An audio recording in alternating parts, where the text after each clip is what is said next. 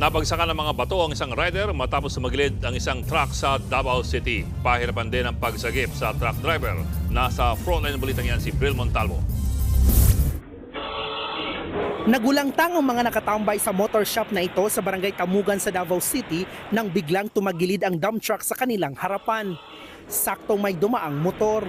Nahagip yan ang mga malalaking batong karga ng truck.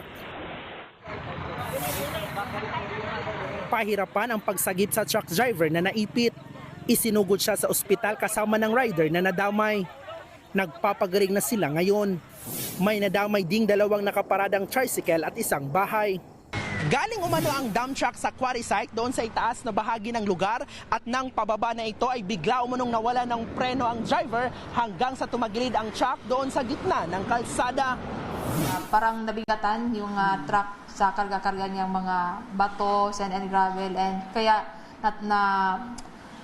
yung kuan ma'am no, yung truck natumba yung truck, saka yung mga bato na dala-dala ng truck ma'am is napunta doon sa motorcycle. Mahaharap sa reklamong reckless imprudence resulting in physical injury and damage to property ang truck driver. Sapul din sa CCTV ang pagbangga ng isang trailer truck sa isang car display center sa Bagua Playa, Davao City. Ilang saglit pa, sumabog ang trailer truck.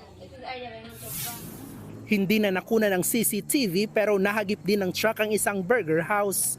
Lumalabas na nakaidlip ang driver ng trailer truck. Sugatan siya sa pagsabog.